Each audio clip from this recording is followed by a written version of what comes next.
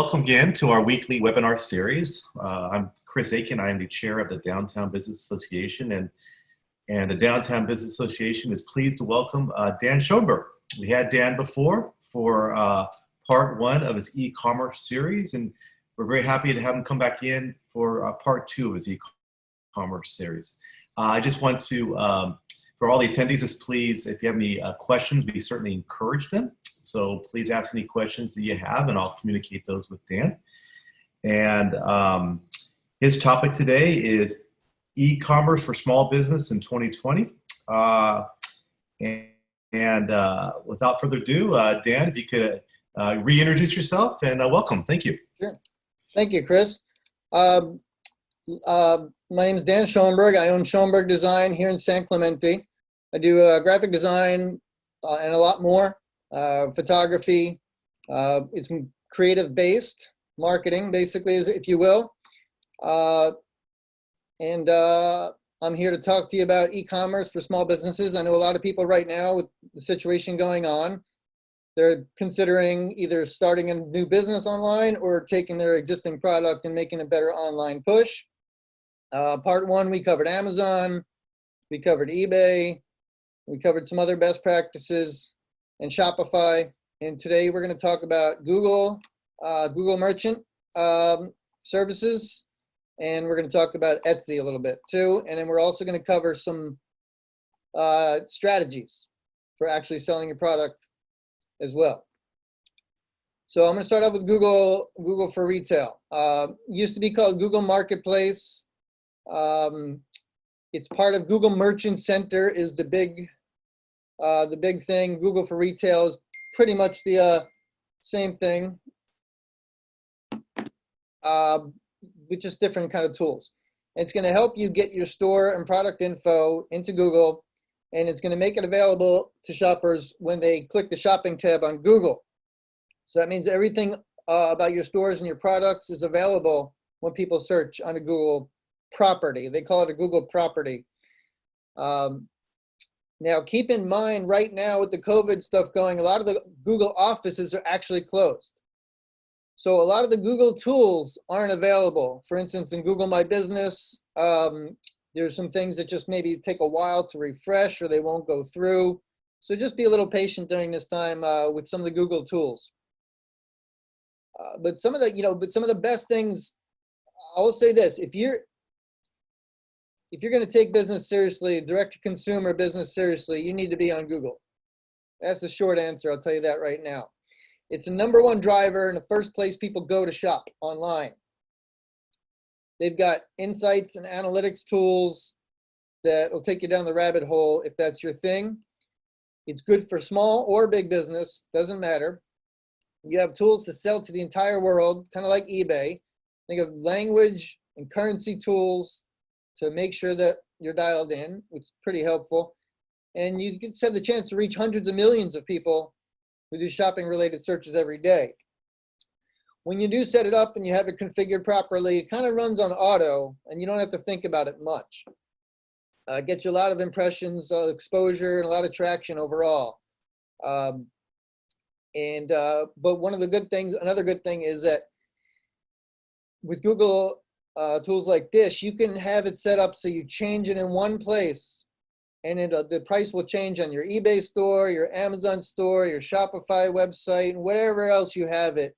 It'll spider off and change it. And that's real helpful to people when they have a lot of websites and people that have links. Maybe somebody embedded the page because they want to sell and be a distributor for you. So it can get really granular, and a Google tool like this will allow you to have it all in one place, which is, indispensable for an e-commerce company.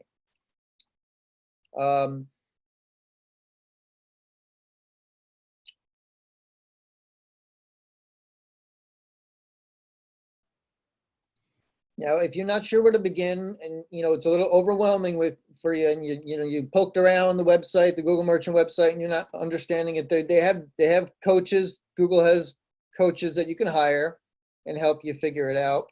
It also has the Google Pay thing is actually big and getting a lot of momentum with Google Pay. So if you're on Google Merchant, people can use the Google Pay. and that can, just, when you have more ways for a customer to pay, it's easy. You're gonna get more people. If they got PayPal, credit cards, Google Pay, you try to have them all if you can. Now the cons, the drawbacks to Google is that you're gonna pay. You're gonna pay for it. How much you're gonna pay, and it makes it hard for mom and pop and small businesses, but you have to pay to play in business. I hate to say it. Again, I said in the last seminar, if you compare all the costs of online marketing to brick and mortar marketing, you're still looking at a fraction of the cost of a brick and mortar shop. So don't be so dissuaded by those costs, and just the cost of doing business.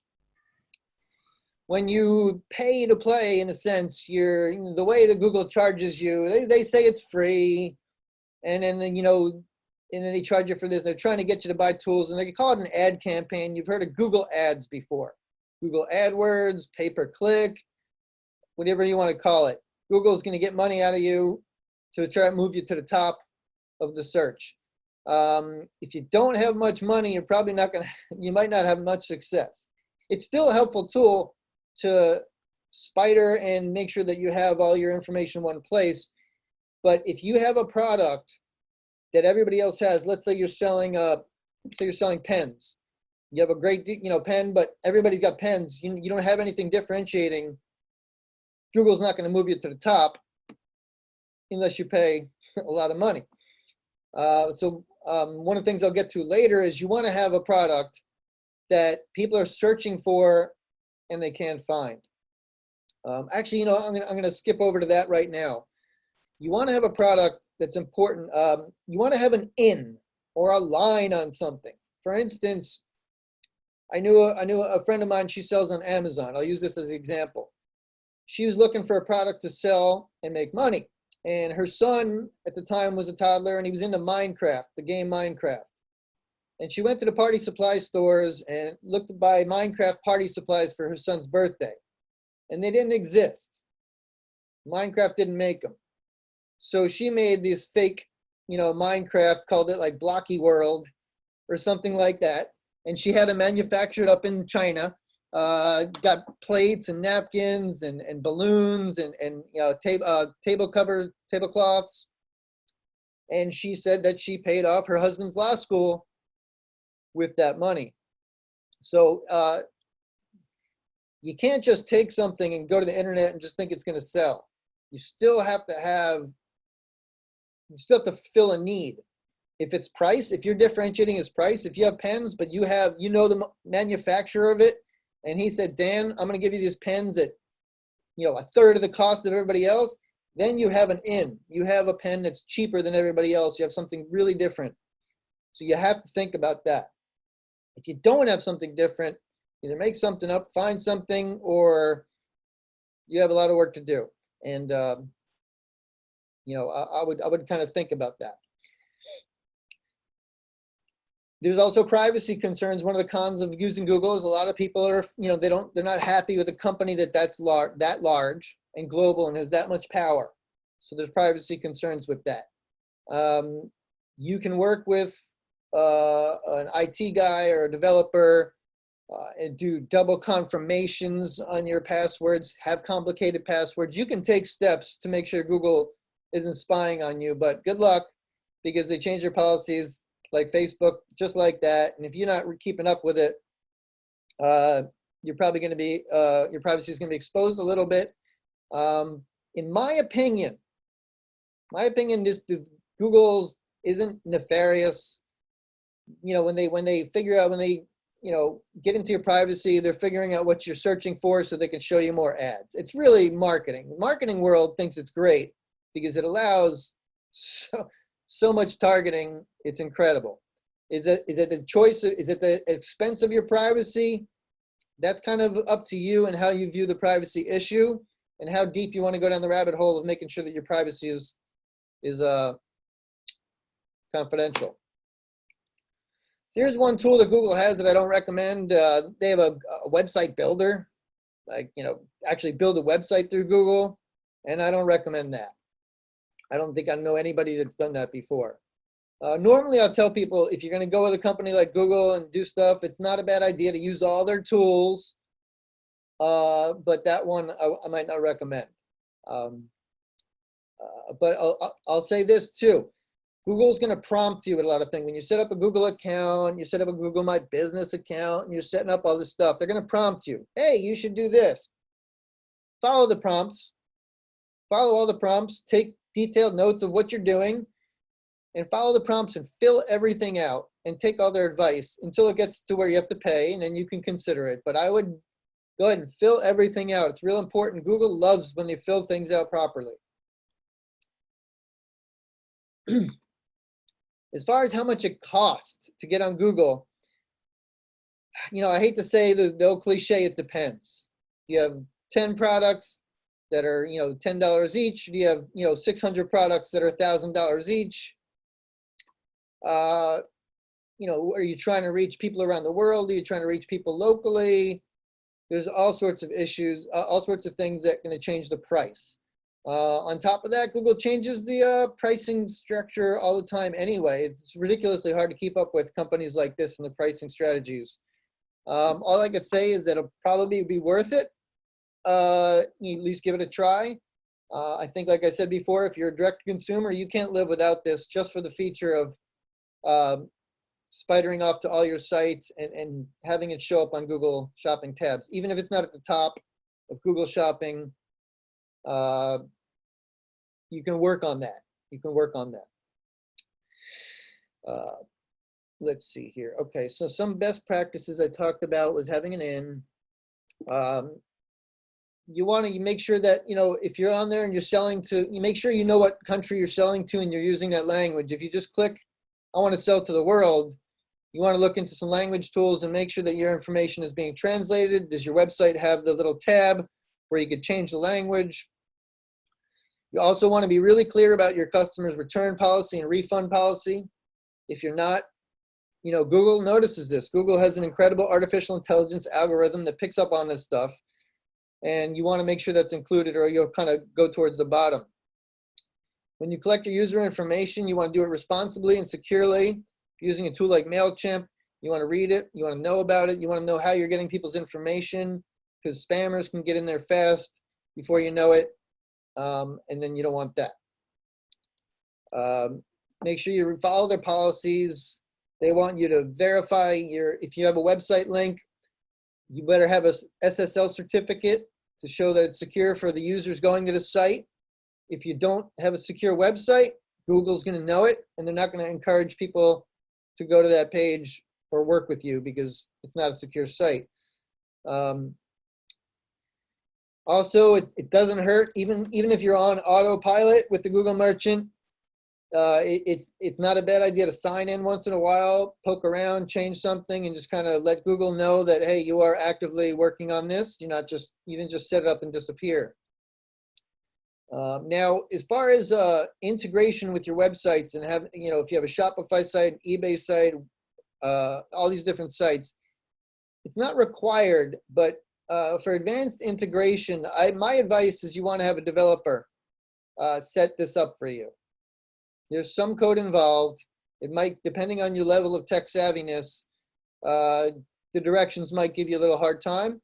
I would have a developer set that up and do some testing. And that's another thing I talked about. Anything interactive online that you have, test it. Test it from another computer, find a friend, and test. Make sure that the experience when somebody sits down, and when you have a friend test it, look over their shoulder. See when they're confused. Where do they stop? What don't they understand? What are they pausing about? And take notes. It's really important.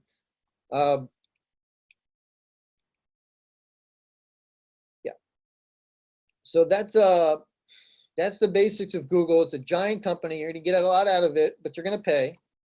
But like I said, direct to consumer, you'd be foolish to not implement it if you're trying to sell online. That's about it for Google. Chris, do you have any questions? Does anybody have any questions about this, Google? Why is it so important for Google, and what kind of market share do they have? Why are you emphasizing Google so much? Oh, they own the entire world. They own the entire market share. So the other search engines are like Bing and Yahoo.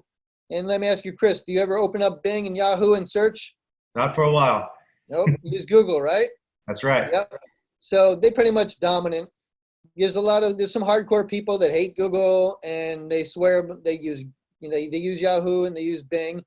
And I'll be honest with you, they can be better search engines because Google is so big and they're so involved with money and pay-per-click that a lot of times the results that come up at the top are the results for people that pay, even though it's supposed to be the most relevant article.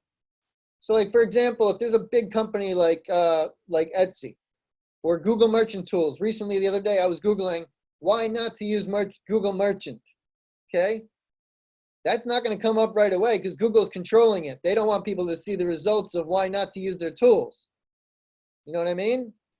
So they're a little biased, especially if you're looking up Google or somebody that pays Google a lot of money. So that's just something to think about. Does that make sense? It does. Thank you, Dan. Does anybody else have any other questions? That's the questions I have for now for Google. Okay. All right, I'm going to move on to Etsy now. And Etsy is really for handmade and vintage goods only. So they like games, they like things that you make, crafty things. But if you're going to use vintage goods that you didn't make, I think they have to be over 20 years old, I believe. The cost about that, they're usually about, and it could vary by, like with all the variables of price and things, it's about 20 cents to list something plus 5% for each one you sell. Etsy takes. Now, when Etsy also, they get a little more money when they use their credit. If somebody pays with credit card or PayPal on the Etsy site, Etsy takes another 3% and 25 cents on that. So all these things are going to cost you money, and I wouldn't be dissuaded by them if you have a handcrafted thing. I wouldn't be dissuaded by that because if you don't pay Etsy, see, Etsy's bringing everybody. There's already millions of users on Etsy, so you pay a little bit, good. If you didn't pay them and you had your own website, you're going to have to pay to market and get people to your website anyway. It's probably going to cost more. So Etsy did all the work. If you're selling handmade or vintage goods, they did all the work getting people there. But if you're really not happy about paying the extra money to Etsy, and then you could set up a Shopify site and make an effort if you have a following to get people to your site. Unless you sell, and this goes back to what I was saying before, but it's really prominent in Etsy. If you're selling items that aren't unique, you're going to be competing with thousands of others offering similar products, and you're going to be dead in the water, to be honest with you, in my opinion, if you have no advantage. I know a company, one of my other customers recently, we did board games. We made a couple of board games, and I guess they qualify as handmade because they made them. They didn't like manufacture. So they have them on Etsy, and apparently it's doing pretty good. Because there's no other board game like it. It's a unique board game. So when somebody types in board game, they see a board game that doesn't exist. You're looking at backgammon, Trivial Pursuit. Oh, here's this one I've never seen before. So that's the kind of thing that, it doesn't exist. So you're gonna wind up getting some traction out of that.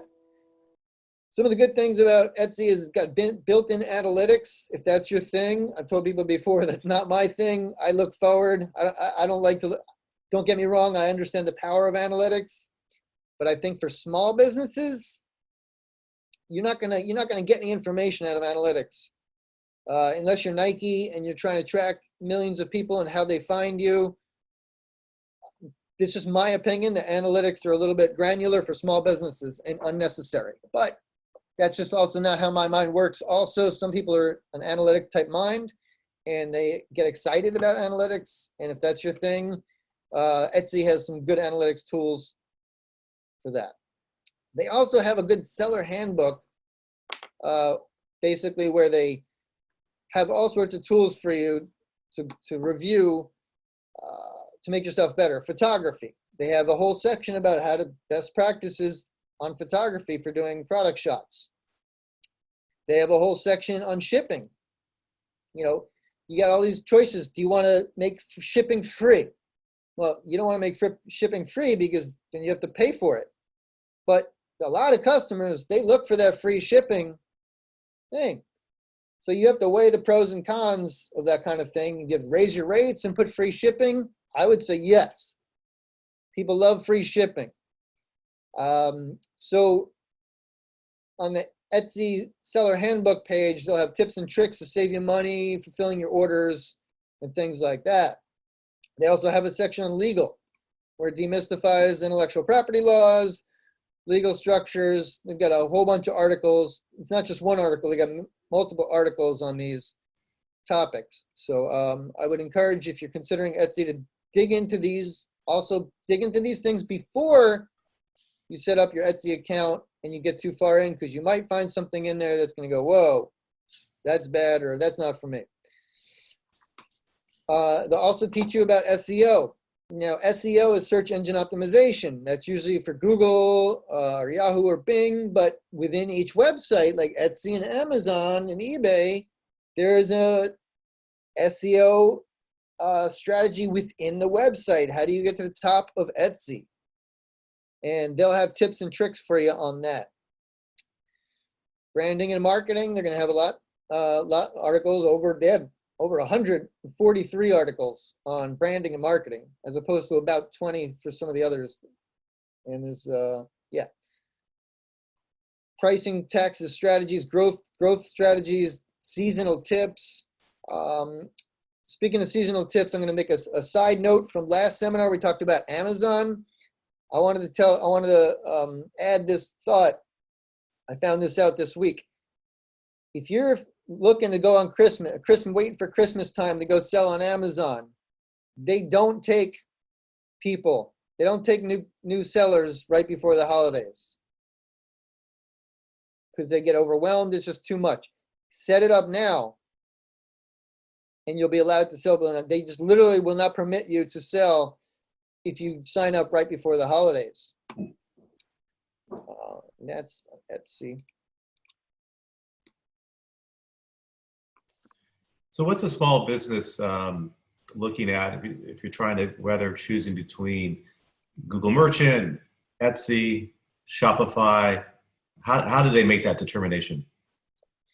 You'd want to think, first you want to have a conversation with some of your customers too.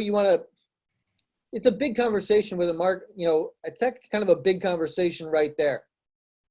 Because if you use a tool like Shopify, they don't bring people to your website. You still have to pay to get people to your website, but you don't get a cut. You don't have to pay a cut. Well, actually you do a little bit, but not much. The other ones, they're going to bring thousands of people to that page, but you pay a cut. So it's how you want to do it. If you want to have your own company and you want to market it and bring people and take your whole lion's share, if that's your strategy, that's it. If you're like, that's going to cost a lot of money, I don't know anything about marketing, I would advise you get on the tools like eBay, Etsy, and sell there. And Google Merchant is, you can sell alone on Google Merchant without using anything else, but I would advise you also have a site, like a place that people can go and see everything, like an Etsy page or a Shopify website or an eBay page. Have a non-Google home base, in my opinion. I don't think it's the end of the world if you had a Google home base. You can check it out. I might be wrong on that one there. But as far as in Amazon, I've mentioned last week, same thing. Amazon's going to bring you all the people, and Amazon gives you amazing tools. Etsy gives you tools, but Amazon, they want you to make money, and they have put a big effort into that. So everybody I talk to is Amazon. They're making money left and right on Amazon.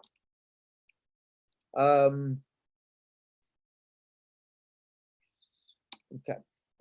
Does that make sense, Chris? It does. Thank you, Dan. Okay. And I'm going to talk another side note. This is a little trivial and maybe off topic, but I wanted to mention it. Naming conventions. When you name your products, name them clearly. and consistently. Have a naming convention system that's clear. When the Google, even behind the scenes, type things out, fill them out, because Google's algorithm is going to see all that stuff. They even notice bad grammar. Have your yeah. Also, this is also when you have a slogan, a mission statement, be prepared to have that mission statement or slogan in 3 forms. Have it as 1 sentence, have it as 1 paragraph, and have it as 1 page.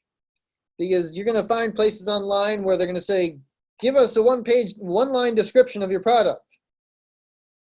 And they're also going to come across places online where they're going to say, give us, 200 words on your product. Then you might find a place that says, hey, give us a whole essay on your product. So what I do is I have the mission statement in a sentence, paragraph, and a page. And I keep that on standby and use that to cut and paste in various places when they want you to. And that's about what I have here today for all that goes. Well, perfect, Dan. Thank you for that. I appreciate that.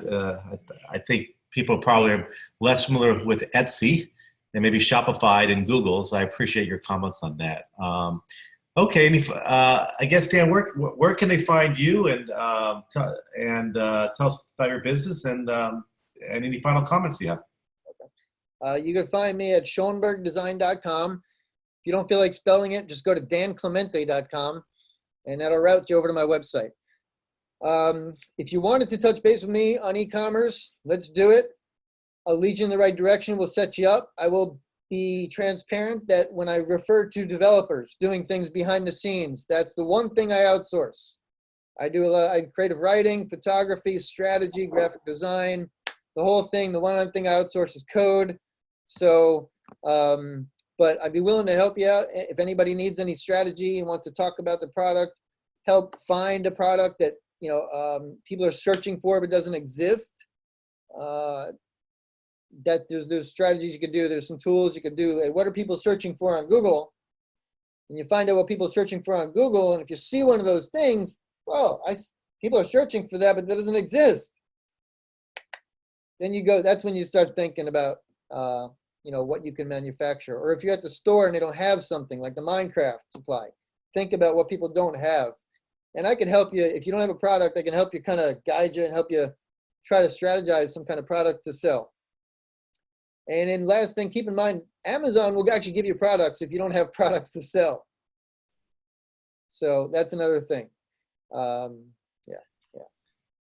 Well, thank you, Dan. Just for our attendees here, we can find these webinars on our newly designed website at www.scdba.org. Check out Dan and his 2-part series and all our webinars at that site. Dan, thank you very much on behalf of the Downtown Business Association. Thank you very much, Chris. My pleasure. All right. Thanks, Dan. All right. Bye-bye.